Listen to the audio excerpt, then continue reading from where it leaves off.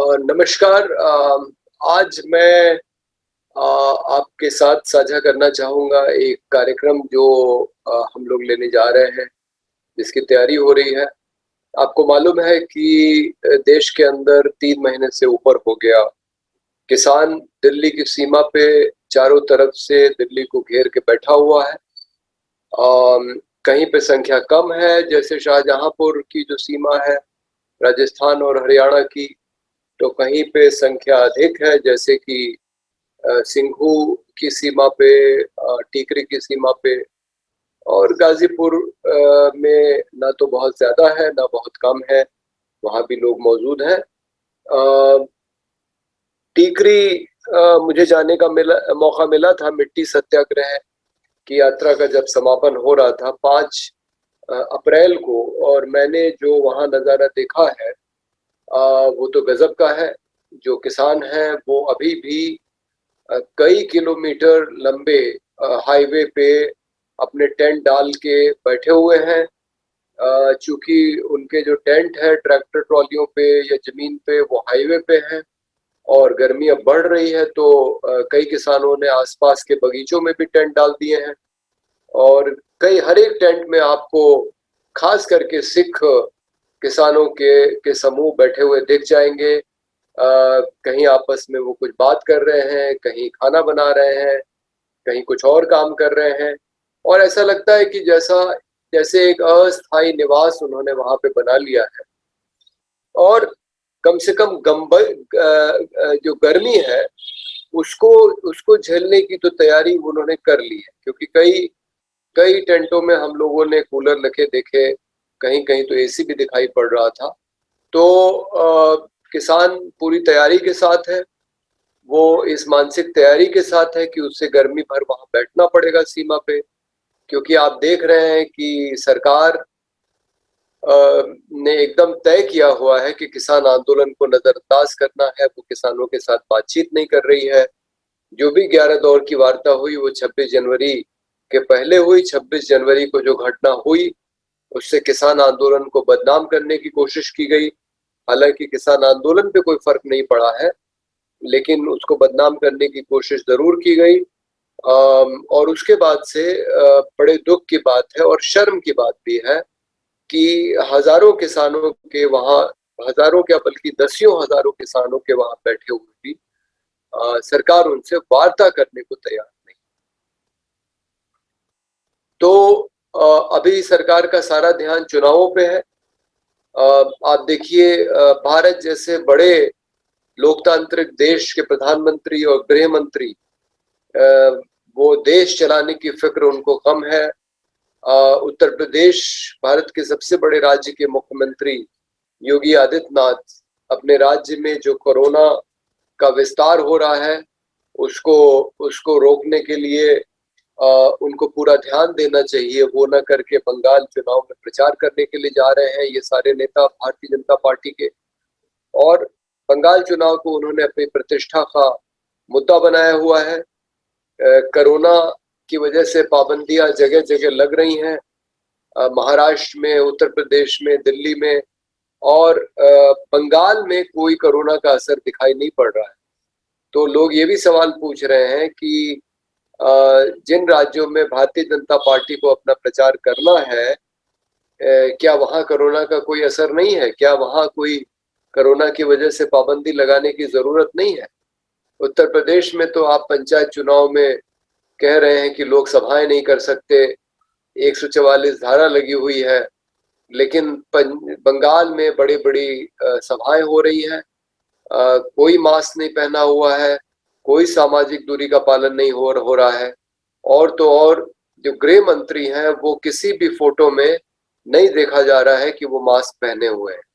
बिना मास्क पहने अमित शाह ने इस पूरे बंगाल और असम के चुनाव में प्रचार किया है। तो सरकार के बड़े मंत्री खुद कोरोना को गंभीरता से नहीं ले रहे हैं, और देश को वो बता रहे हैं कि वो मास्क पहने और सामाजिक दूरी का पालन करें। ये एक बड़ी विचित्र बात है। खैर, चुनाव के बाद किसान आंदोलन को फिर से तेज करने की एक मुहिम चलेगी, क्योंकि सभी को मालूम है कि चुनाव के बीच में सरकार शायद इसको तवज्जो नहीं देगी। तो एक कार्यक्रम जो सोशलिस्ट किसान सभा की तरफ से लिया जा रहा है, वो मैं बता दूं कि 11 मई से 23 मई तक मेरठ से एक यात्रा शुरू होगी।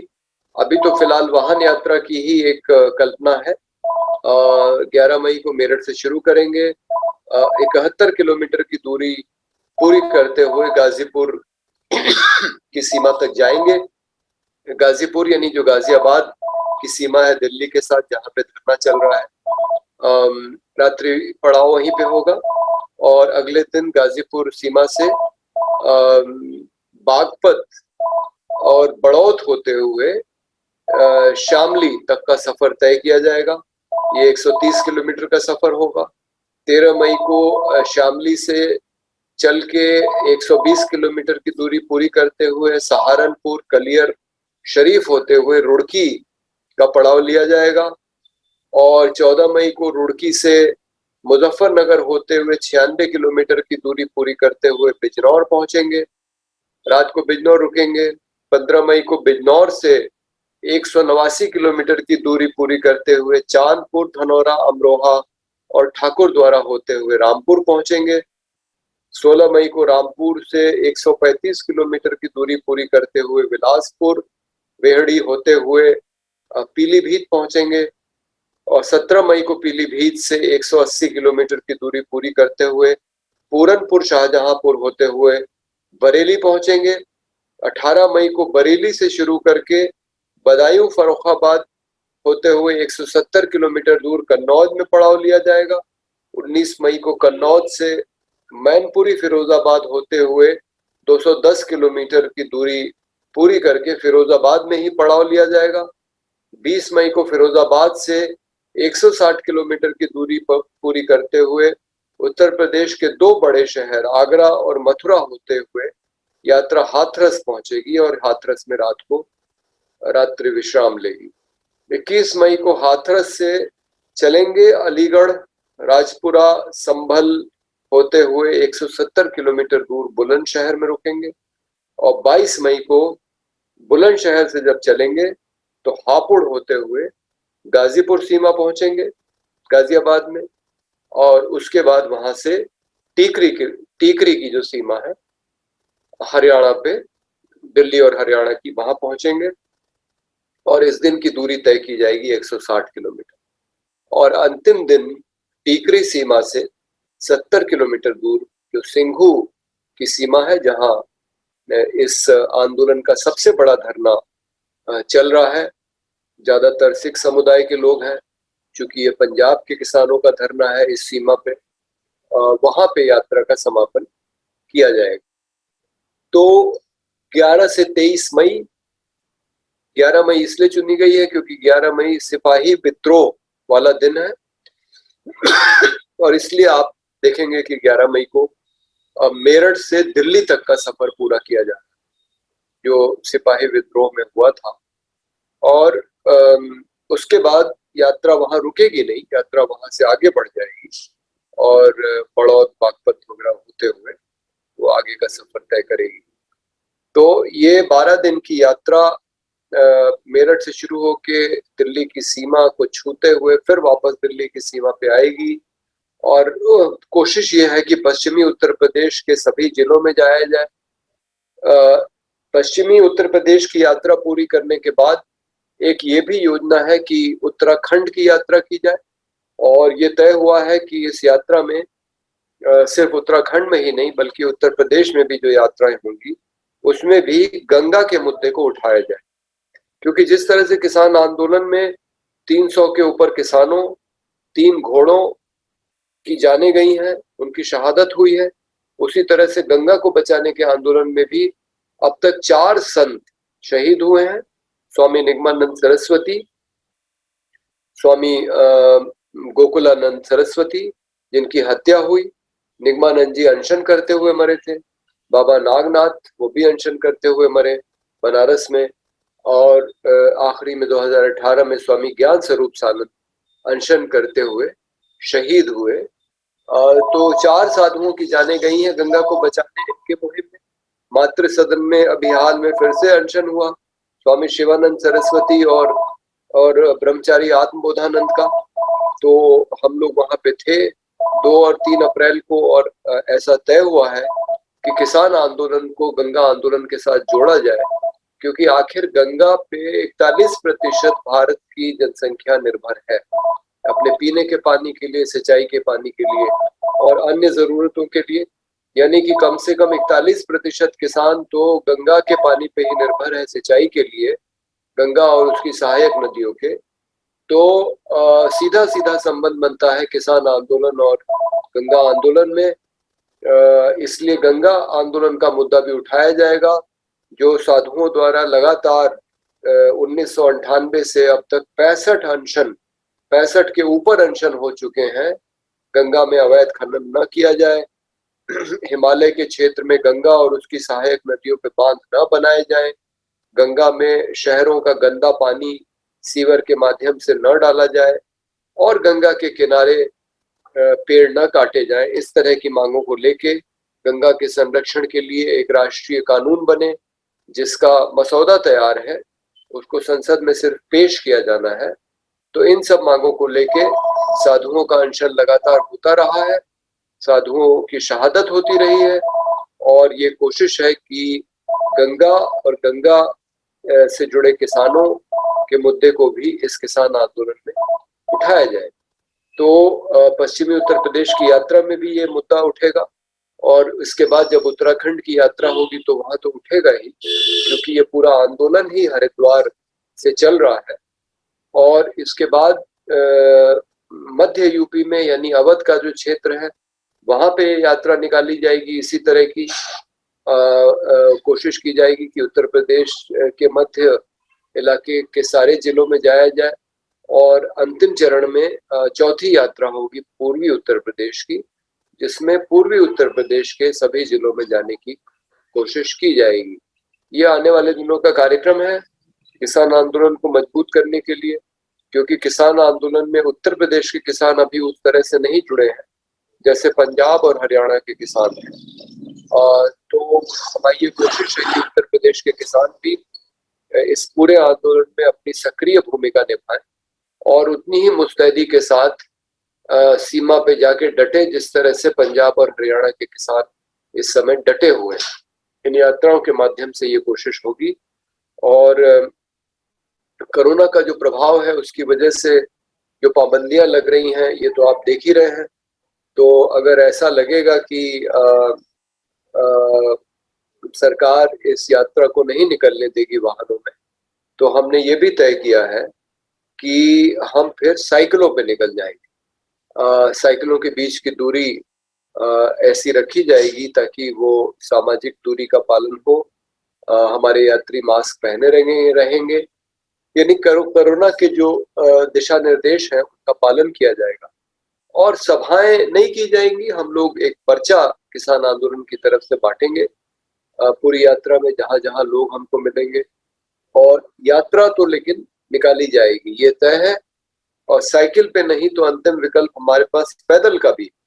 अगर हमको साइकिलों पे भी नहीं चलने दिया गया तो फिर हम पैदल चलेंगे और पैदल चल के अपना पर्चा बांटेंगे, लेकिन यात्रा हम करेंगे जरूर, क्योंकि किसान आंदोलन बहुत महत्वपूर्ण आंदोलन है इस देश के लिए, जो इस देश की लोकतांत्रिक दिशा को तय करने वाला है, जो इस देश में नीतियां निजी कंपनियों के मुनाफे के लिए बनती रहेंगी या इस देश के आम आदमी के हित में बनेंगी, ये मुद्दा भी इस आंदोलन से तय होना है। तो इतने महत्वपूर्ण मुद्दे दांव पे हैं कि इस आंदोलन को पीछे नहीं लिया जा सकता, और इसीलिए हम लोगों को सड़क पे निकलना ही पड़ेगा, इसके सिवाय कोई विकल्प नहीं है। क्योंकि सरकार बात सुन नहीं रही है, सरकार एकदम ऐसा प्रतीत होता है कि उसके ऊपर कोई प्रभाव ही नहीं पड़ रहा है। वो बाकी सारे काम कर रही है। जिस पार्टी की सरकार है उसके नेता प्रचार में लगे हुए हैं, कोरोना से निपटने के लिए पूरी तैयारी की जा रही है। बल्कि कृषि मंत्री ने कहा है कि कोरोना के संकट को देखते हुए किसान आंदोलन को स्थगित करना चाहिए। और लोगों को यही डर है कि जिस तरह से नागरिकता संशोधन अधिनियम और राष्ट्रीय नागरिक रजिस्टर के खिलाफ आंदोलन को कोरोना की वजह से उसको हटा दिया गया था, जहां जहां जगह जगह महिलाएं बैठी थी उनको हटा दिया गया, उस आंदोलन को खत्म कर दिया गया। कहीं ऐसा ना हो कि कोरोना के पुनः आ जाने से और उस संकट के बढ़ जाने से कहीं उसका फायदा उठा के सरकार किसान आंदोलन को न खत्म कर दे। ये चिंता हम सबकी है। आपको ये बता दें कि पूरे किसान आंदोलन में कोरोना से तो कोई भी खबर किसी की मृत्यु की नहीं आई है। जो लोग भी मरे हैं वो बीमारी से, बूढ़े होने के कारण, कोई सदमा लगने से, या दिल का दौरा पड़ने से, या फिर उन्होंने आत्महत्या की। इन तरीकों से तो लोग जरूर मरे हैं, लेकिन कोरोना से कोई नहीं मरा है। और किसान आंदोलन ने ये साबित किया है कि कोरोना जो है उसको कुछ ज्यादा ही बढ़ा चढ़ा के उसके हौवे को दिखाया जा रहा है, जितनी की शायद जरूरत नहीं। निश्चित रूप से उन सब दिशा निर्देशों का पालन करना जरूरी है जो जो चिकित्सक बता रहे हैं, ताकि कोरोना एक हद से ज्यादा ना फैले। ये सबका ध्यान हम सबको है। लेकिन दूसरी तरफ हम ये भी देख रहे हैं कि सरकार उसको अपनी सुविधा के अनुसार जहां चाहती है वहां उसका इस्तेमाल करती है, और जहां वो चाहती है, नहीं चाहती है, वहां कोरोना का प्रकोप नहीं दिखाया जाता है। तो सरकार कोरोना के भय को भी एक राजनीतिक तरीके से इस्तेमाल कर रही है। जहां वो लोगों पे पाबंदियां लगाना चाहती है, वहां पे कोरोना के तहत कुछ दिशा निर्देश, पाबंदियां लगाने वाले जारी कर दिए जाते हैं, और जहां पे उसको इन पाबंदियों की जरूरत नहीं है बल्कि उसे खुली छूट चाहिए। जैसे इस समय बंगाल में जो राजनीतिक सभाएं हो रही हैं उसके लिए भारतीय जनता पार्टी को खुली छूट चाहिए, तो वहां पे कोरोना का कोई भय नहीं दिखाया जा रहा है। जबकि मैं बिना वहां का कोई आंकड़ा देखे हुए ये बता सकता हूं कि अगर पूरे देश में वाकई में कोरोना का प्रकोप उतना हो गया है जितना पहले था, और बीच में कम हो गया था, अगर वो वापस प्रकोप उतना हो गया है, तो आखिर पश्चिम बंगाल में क्यों नहीं है, असम में क्यों नहीं है? हालांकि असम में अब चुनाव खत्म हो गए, लेकिन फिर भी चुनाव भर भारतीय जनता पार्टी के नेता वहां जाते रहे। तो ये सवाल हम पूछना चाहेंगे सरकार से कि वो कोरोना का इस तरह से इस्तेमाल क्यों कर रही है कि अपना जहां राजनीतिक फायदा है वहां वो कोई पाबंदी नहीं लगाती, और जहां पे उसका कोई कुछ दांव पे नहीं है वहां पे वो इसको लगा के अपने विरोधियों की गतिविधियों पे अंकुश लगाने का काम करती है। तो जैसा हमने कहा, सरकार हम पे पाबंदियां लगाएगी, यात्रा नहीं निकालने देगी, लेकिन हम दृढ़ संकल्प हैं कि वाहन से, नहीं तो साइकिल से, और नहीं तो पैदल भी हम चलेंगे, लेकिन ये यात्रा पूरी होगी और दिल्ली में चल रहे किसान आंदोलन को अपना भरपूर समर्थन देगी, इस उम्मीद के साथ कि उत्तर प्रदेश का किसान भी पंजाब और हरियाणा के किसान की तरह मजबूती के साथ सरकार की चुनौती का सामना करने के लिए खड़ा हो जाएगा, उन 3 कृषि कानूनों को वापस करने की मांग करेगा जो इस आंदोलन के केंद्र में है, और न्यूनतम समर्थन मूल्य की गारंटी एक कानूनी अधिकार के रूप में वो सरकार से चाहेगा। ये उसकी सबसे महत्वपूर्ण मांग है जो इस पूरे आंदोलन से निकल के आई है। तो आज के लिए इतना ही। अब अगले हफ्ते, तब तक के लिए धन्यवाद।